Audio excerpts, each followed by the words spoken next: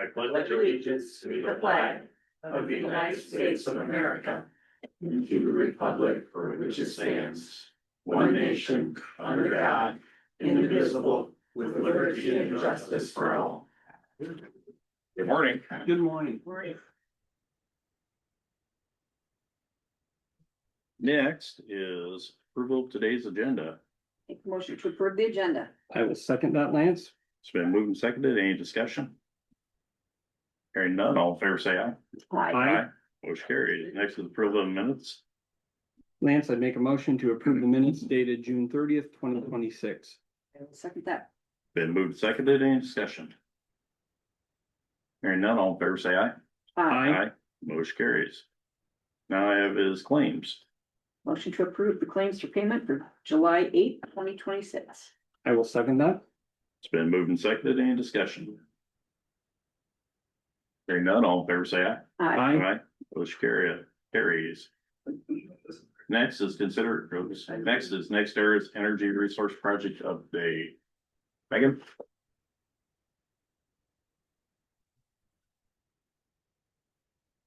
You're welcome.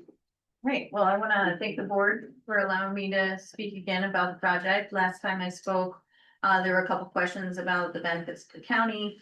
And I have that information now, so I wanted to share that, and I also wanted to go over some timeline issues. So we started working with the county in 2023 for just initial conversations.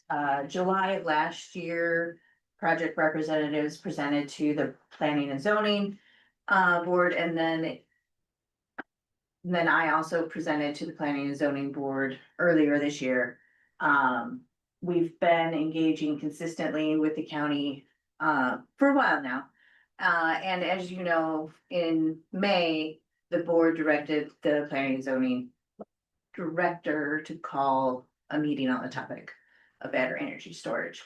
And so I wanted to give my general project timeline so you understood like how all this fits together. The key is we've already started detail engineering in the anticipation for this project to keep things online and on schedule. We are going to need to have an ordinance in place in November in order to keep moving forward and be able to submit our applications to the permitting bodies in the winter of this year. So that we can begin construction next year and have it online in 2028. Now, I know we were interested in tax possibilities. I will say the state of Iowa has yet to provide guidance on how to tax battery energy storage systems. At the bare minimum, it will be a personal property tax on the value of the installation. Currently, the parcel collects about $1,000 in tax revenue every year. The bare minimum would be about a $5,000 taxable income. Now, that's not much. I know that. You know that. It's a very small number, especially given the investment that we're putting in. But what I want to emphasize is that taxes are not the only way to benefit the county. In addition to the taxes collected, we expect to generate $45 million in economic activity during the construction period. We're going to bring in, it's going to be over 2 years, 27 to 28. We're going to bring in a lot of construction staff, about 100 people will be working on the site over the building. It's going to support a lot of local businesses and increase local spending in your restaurants, hotels, and maybe the extra hotel motel tax as well. So that's going to generate a lot of activity, but also you are in the process of generating an ordinance, and in that you can include things like requiring all developers, not just NextEra, to enter into a development agreement. And then you can negotiate that on a project by project basis. The terms of that, and that's really a way to structure benefits to the county beyond taxes. And the tax regulations may change. We're kind of expecting some input from the state later this year. But that's a pretty slow process as well. So by structuring something into the ordinance, it would really give the county an opportunity to have more control.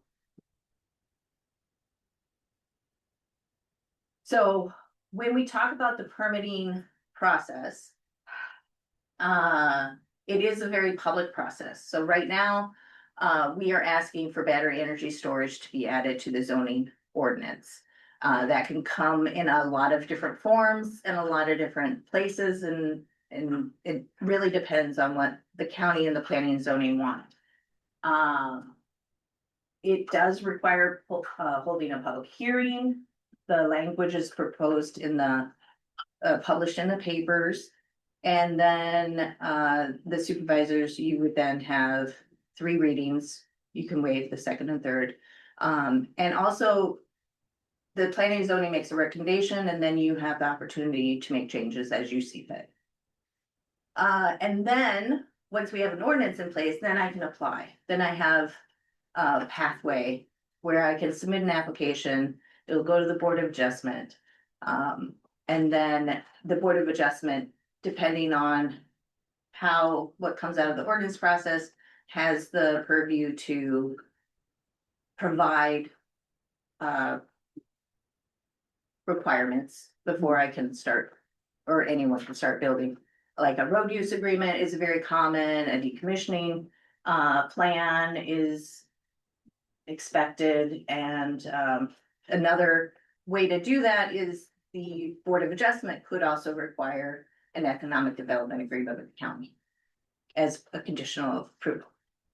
So there's lots of different paths. We have provided language to the county as well, and to planning and zoning board, that items that we recommend would be in an ordinance. Good things to include are tying it back to the code, the NFPA 855, which is the safety regulations for the National Fire Protection Association. That way, as the regulations get updated, then you don't have to change your ordinance to match. When you tie it back to the code, as the code improves and changes, then your requirements automatically change as well. And then it also sets the safety requirements, and we recommend including a decommissioning plan as part of it and a financial assurance, because at the end of the day, the county should not be covering any of these costs. And it is not the intention of my company, or I'm hoping any other developer, that would happen. So those are the protections that we have volunteered and shared with planning and zoning. And then when we think about like the county process, how we can kind of keep the project schedule and the county ordinance process moving in the same way. November's achievable, but it does mean that we need to start moving. So planning and zoning meeting in August and September to discuss the ordinance. And then hopefully being able to hold a public hearing in October would allow you time to hear it and read it and adopt something about November, which then would allow me to apply to the Board of Adjustment and move forward. Because in addition to the conditional use permit, the other permits are required, ministerial and non-discretionary permits, as well as the state. So that's one that I really wanted to make you aware of. The state will require a CPCN, Certificate of Public Convenience, Use, and Necessity. So in addition to the local process, there is a state process as well, and that can take anywhere from 4 months to a year. And that's where, our priority is to get the local permit. That is what we hope to do. But if the county doesn't have the ordinance in place for us to do that, there is a pathway now to apply directly to the Iowa Utilities Commission for the sole permit. It's not a path I wanna go down, but it is an option to keep the project on schedule. So just to reiterate, like planning and zoning holding regular meetings or work sessions or workshops or any form thereof in August and September is really going to do a lot to move this project forward and keep it on a schedule that works for both. And that is all I have. But thank you for the time. Yes, Thank thank you, you. Megan. Information. Any, So you got the. You got one too. You, Lance, she asked, you're. if you want any questions, or I'll just. I don't at this time, but obviously we're still waiting on the zoning board and they gotta make their first steps. You laid out quite a few questions I've already asked you of. And I think if anybody had any questions, you'd talk to them outside. Definitely. Yep. All right. Thank you. Thank you.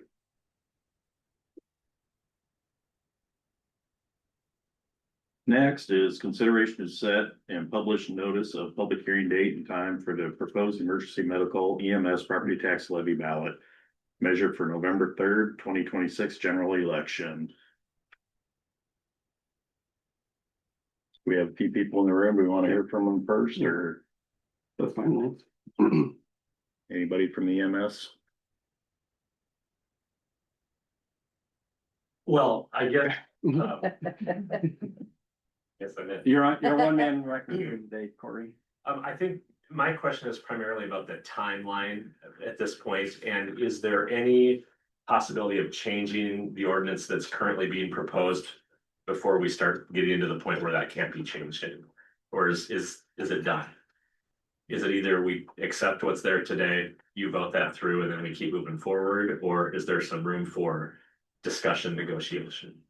I'm gonna have Daryl, is that good for you to explain? Is there any chance? That's the purpose of having the public hearing, is if there are any adjustments that are brought to the board's attention that they want to incorporate into any change.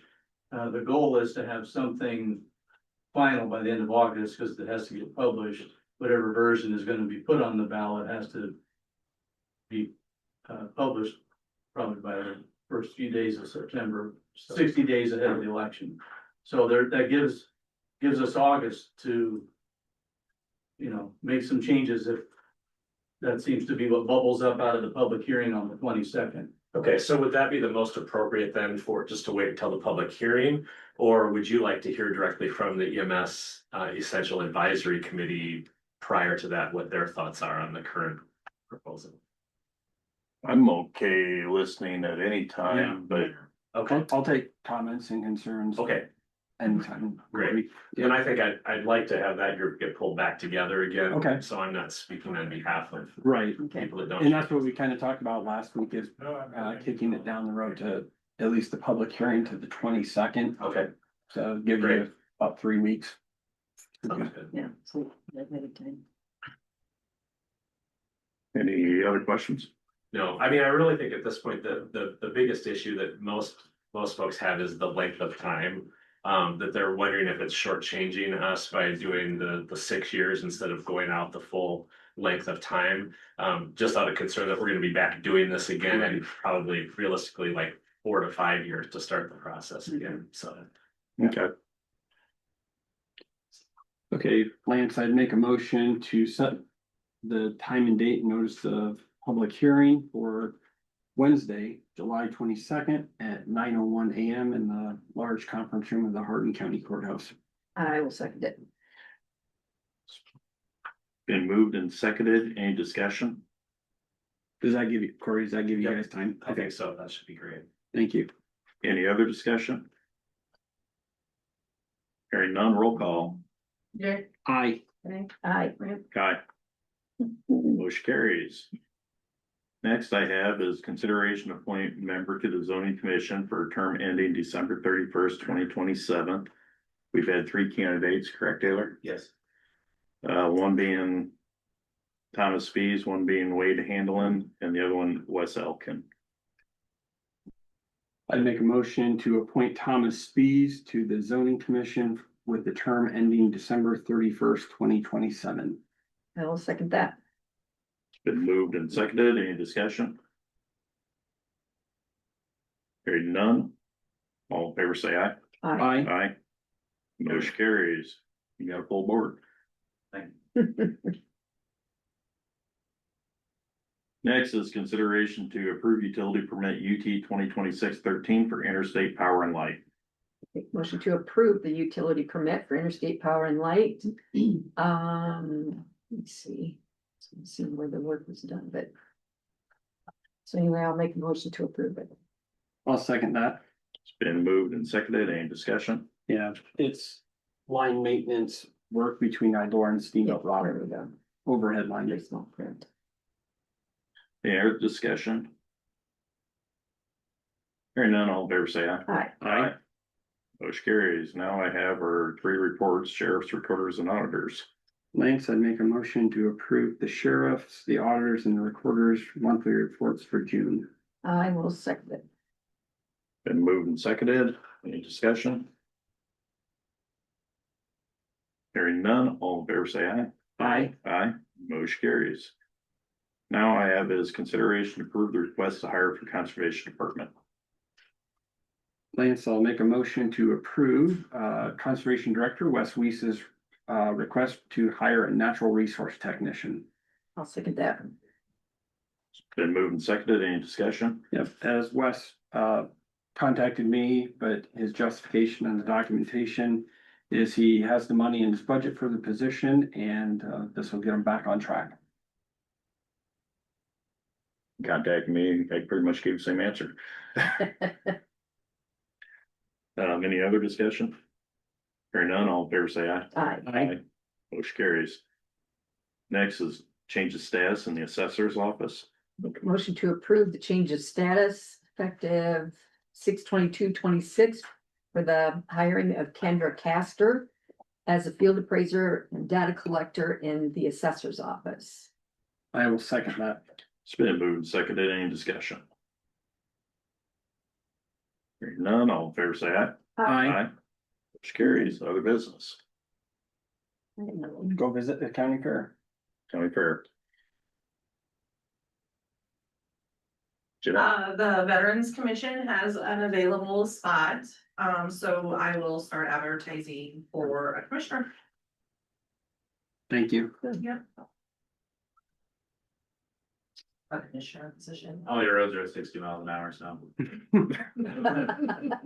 not done with the no passing zones yet. Those will get painted later this month, so I'm trying to button all those up. But we probably got about 50 spots that are getting extended.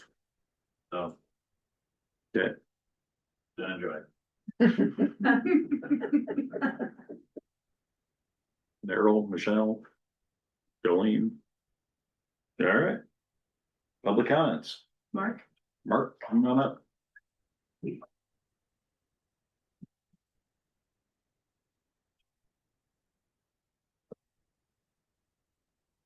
Well, good morning, everyone. Morning, Mark. Morning. Thanks for the opportunity to talk a little bit. Well, we did host a battery energy storage system workshop a week and a half ago, and we had about 30+ people show up to that. Lance, thank you for attending. Hopefully people that had an interest were able to attend and learn more about the whole process and how that works. So I guess I just want to take the opportunity to encourage us to look at the battery energy storage systems, not with fear, but with an open mind. New infrastructure is, well, it always brings questions, and that's normal. But history gives us a powerful reminder that fear is not always a good predictor of real risk. So more than 100 years ago, when electricity was first introduced to our rural areas, communities across the country were deeply afraid of it. Residents, newspapers, the social media of the day. And even some city governments argued that electrical lines were dangerous, unproven, a threat to public health, fire hazard, ugly, harmful to property values. People worried and claims were made that it would damage the nervous system, poison the air, or cause long-term illness. They petitioned city councils, demanded bans, fought overhead lines. But over time, standards improved, people gained familiar with the technology, and those fears faded. Communities that embraced the technology, embraced electricity, prospered. And those that resisted eventually had to adopt. We're in a similar moment today.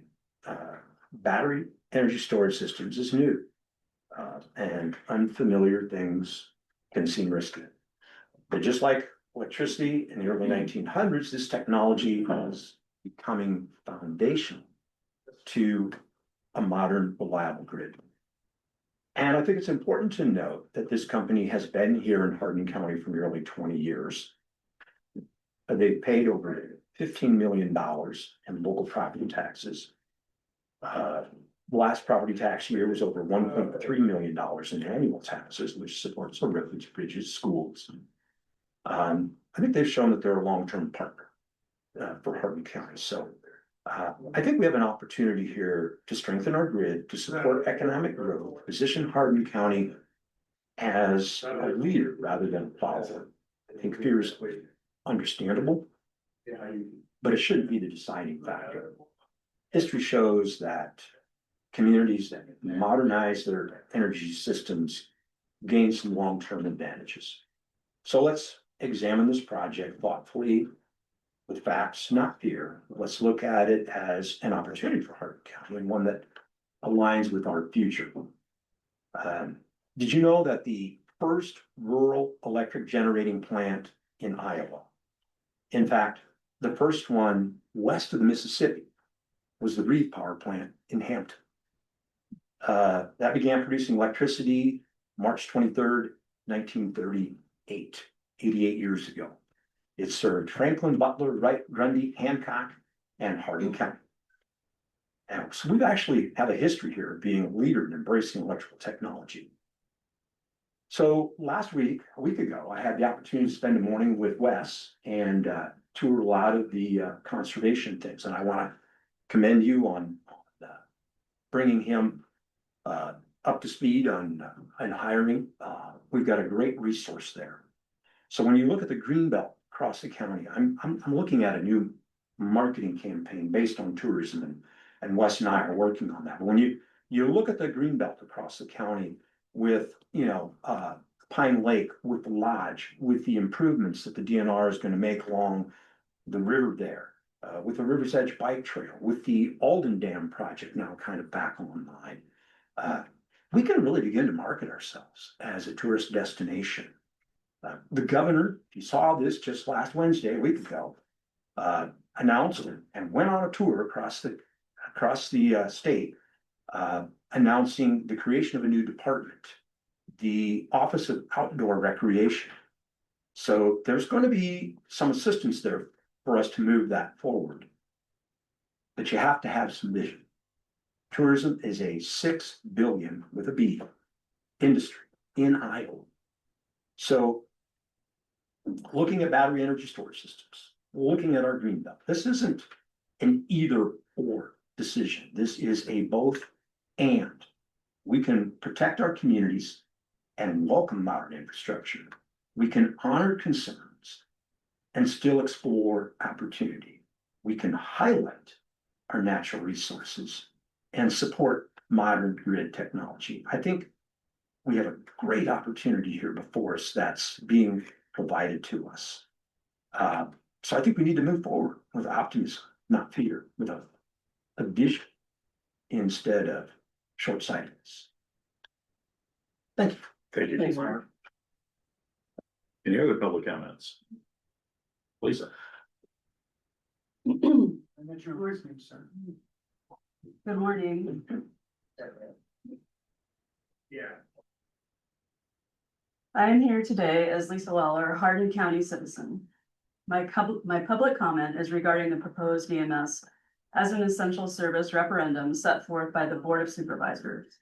The referendum states this: the Board of Supervisors in the County of Hardin, State of Iowa, shall, for the purpose of supporting emergency medical services in the county pursuant to Iowa Code Chapter 422D, for a period of 5 years, impose an emergency medical services ad valorem property tax levy annually in the amount of $1 per $1,000 of assessed valuation on all taxable property within the county, beginning the first fiscal year after the fiscal year in which the election was held. Hardin County shall establish an emergency medical services trust fund into which revenues received from the taxes shall be deposited.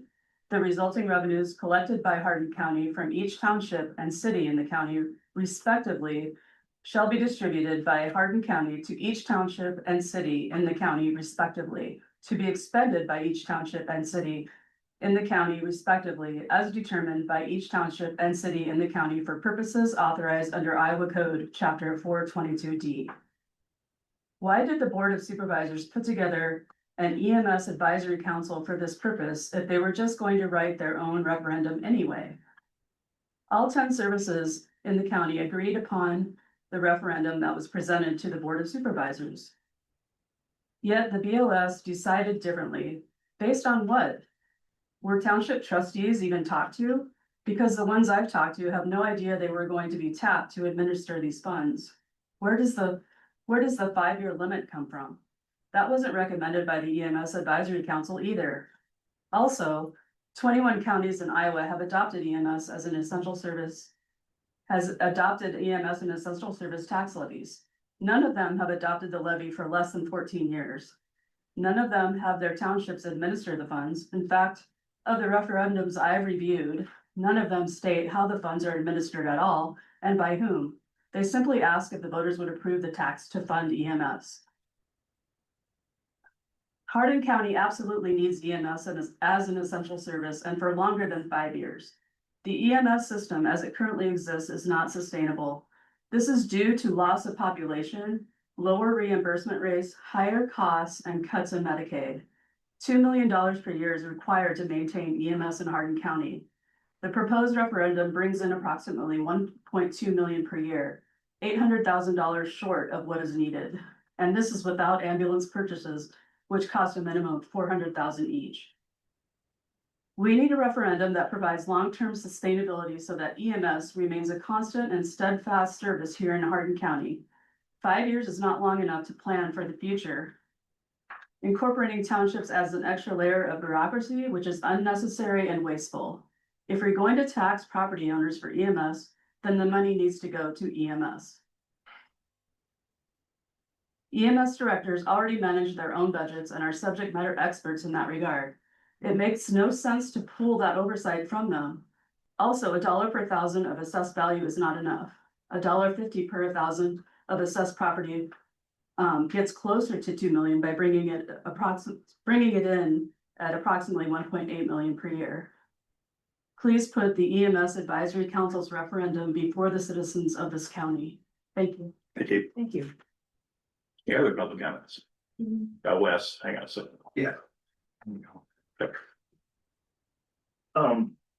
I just want to quickly invite everyone, gosh, help me out. July 16th, thank you.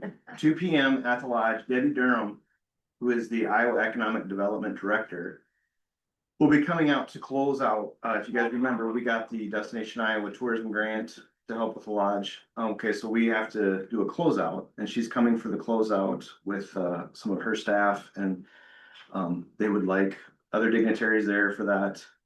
But it's also a time with Mark mentioned the new initiative with the governor. This is a time for us to shine, and we're gonna invite as many people as we can. I'm trying to get Nate Hugavine there, who's the Iowa DNR River Coordinator, to talk about what that's gonna look like, the river in front of the lodge when it's done. It's gonna be pretty impressive. If you guys have ever been up to Charles City, there's gonna be a lot of rock brought in. There's gonna be fishing piers, there's gonna be a walking paths. It's gonna really, really, make that area pretty attractive. So, I invite you guys to come to that on that date. We'll have some hors d'oeuvres and lemonade too, so it's not. But, 2 o'clock, 2 p.m. Yes, at the lodge there, so definitely come if you can, and, let's show them what we have to offer in Hardin County. Thank you. Thanks, Russ. Julie, come on up.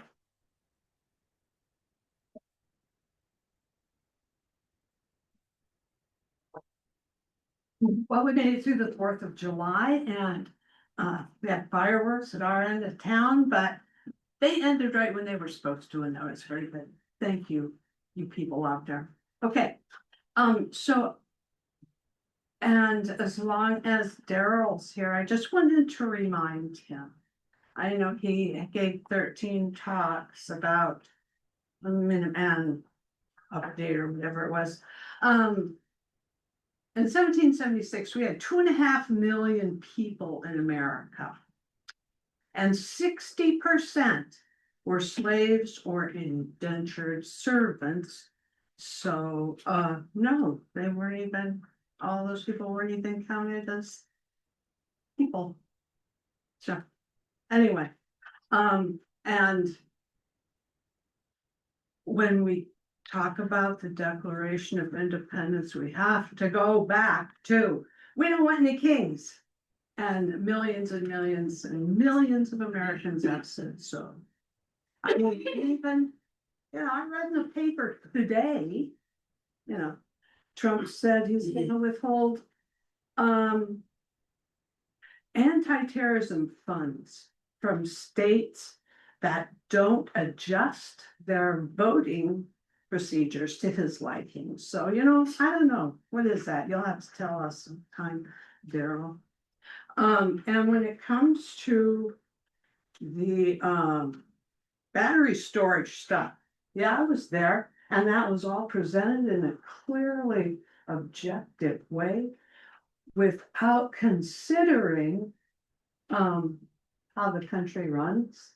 Of course, we're in a big hurry to get it done before September, before November election, when maybe actually if we get new people in DC, there will actually be regulation on this kind of stuff, regulation on AI and all this behind it. Of course, they're in a big hurry. And if you've read much about Next Era, the end, their end goal is data centers. It just is. Just look at the history, look at what's going on. The end result is data centers. So this battery storage thing is just a precursor to a data center.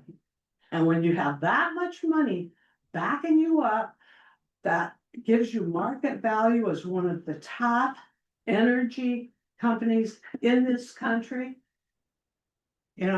So something happens and, you want to sue them for something. Forget about it, because you'll be in court for literally decades.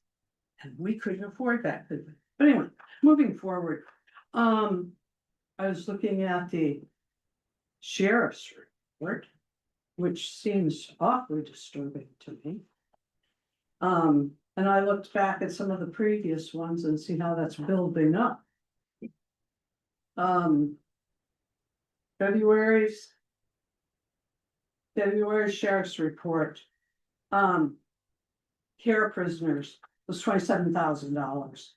And the total money that the sheriff's department handed over to the treasurer was like $52,000, almost $53,000. We go to March. The care prisoner amount was $119,619. So, funds to treasurer were $145,552. That's total of everything that counts. You just have to look at these because they are on the line. All you have to do is look. Okay, so here we are in April. Oh, we're back down to 45,243 for care prisoners, which include, of course, we know our ICE detainees. So April, that amount was 45,243. Here we go to May, 139,882 for care prisoners. Let's look at last one. $488,359. Wow. A big jump in ICE detainees, big jump. Wow, we did a big influx of blood money. Money made off the misery of others, the misery of people who work in childcare centers, take care of the elderly, caregivers, hospital employees, restaurant owners. Almost $500,000 we got of blood money. That's too bad. I wish we could cancel that contract with ICE, which would be the best thing. And I don't think it's funny. And I'm serious because I know what I'm talking about. Thanks. Thank you. Any other public comments? Then Adjournment. motion to adjourn. I'll second that. Been moved and seconded. All in favor, say aye. Aye. Bye. Aye. Motion carries.